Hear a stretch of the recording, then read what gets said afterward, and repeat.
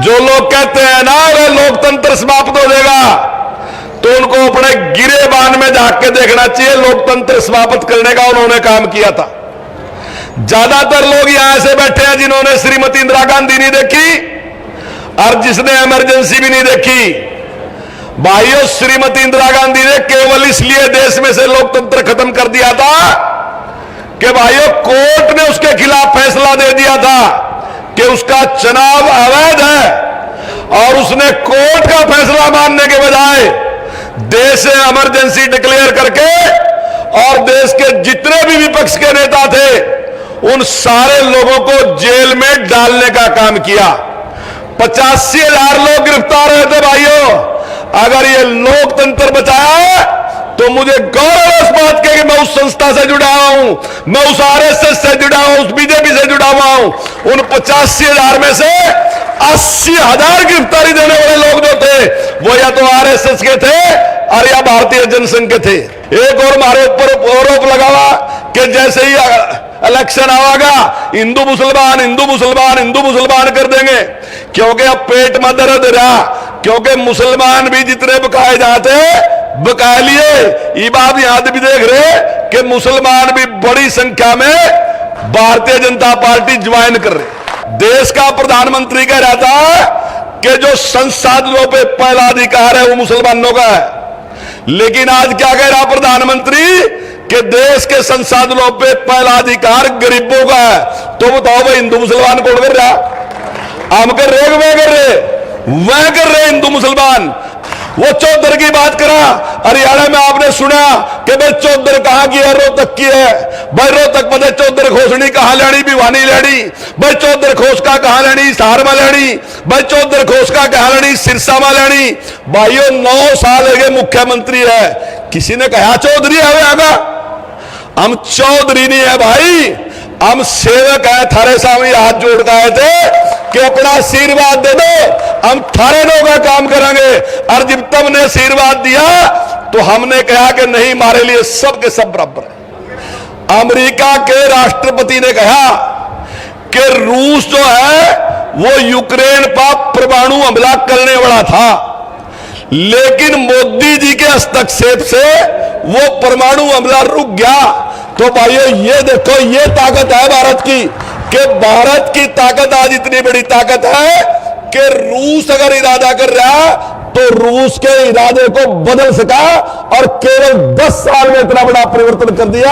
और भाइयों, आपके आशीर्वाद से निश्चित तौर से हम हिंदुस्तान को दुनिया का सिरमौर राष्ट्र बनाएंगे। मैंने वो समय भी देखा है, कांग्रेस के समय के अंदर अगर गांव के लोग मांग करते थे कि भाई मेरे यहाँ गांव को सड़क लगा दो, तो घोषणा तो जरूर हो जाती थी, घोषणा करके चले जाते थे, बोलते थे कि वोट दे दो सड़क बना देंगे, परंतु 5 साल लोग देखते रहते थे, वहां सड़क नहीं बनती थी।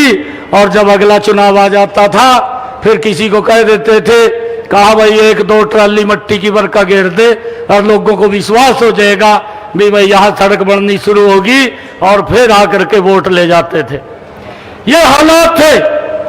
और फिर भाइयों, फिर वो 5 साल ऐसे निकल जाते थे, और फिर जब तीसरे बार में 5 साल के बाद आते थे फिर बोल देते थे भाई 1-2 ट्राली की किसी क्रशर से रोड़ी की उठा करके उस रोड के ऊपर डाल दे।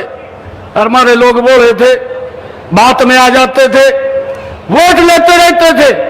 परंतु ये नरेंद्र मोदी की सरकार, यह डबल इंजन की सरकार भाइयों जो बात बोलती है अपने समय के अंदर पूरा करती है। ये बात ये कंवरपाल जी ने आज आप लोगों के बीच में बताई है कि हमने पुलों का निर्माण किया है, लोगों के जीवन को सरल करने का काम किया, लोगों की कनेक्टिविटी नजदीक हो उसको लेकर के एक नया राष्ट्र बनाने का काम, एक नया हरियाणा बनाने का काम ये डबल इंजन की सरकार ने इन 10 वर्षों के अंदर वो किया है, जिसकी चर्चा आज हर व्यक्ति हर गांव के अंदर करता है। भाइयों, हमारी सरकार ये काम करने वाली सरकार है और लगातार काम कर रही है। भारतीय जनता पार्टी के पास उसकी आज नीति भी ठीक है, आज भारतीय जनता पार्टी की नीति भी ठीक है और जो हमारा नेता है उसकी नीयत भी ठीक है। और भाइयों, आज इस देश का नेतृत्व भी ठीक है। अगर दूसरी तरफ देखें, ये घमंडिया गठबंधन की तरफ देखें, ना तो भाइयों उनकी नीति सही है, ना उनकी नीयत ठीक है। नेतृत्व का तो आज तक पता नहीं लगा उनका कैसा कैसा नहीं। भाइयों, इसके ऊपर विचार करना हमने बिल्कुल विचार करना है। मेरा आप लोगों से आग्रह है, आदरणीय नरेंद्र मोदी जी ने दुनिया के अंदर भारत का नाम ऊंचा किया है। आप लोगों ने 2014 में कमल का बटन दबाया, आप लोगों ने 2019 के अंदर कमल का बटन दबाया और भाई आज देश एक नया भारत, सुरक्षित भारत, मजबूत भारत इन 10 वर्षों के अंदर नरेंद्र मोदी जी के नेतृत्व में हम सबको मिला है।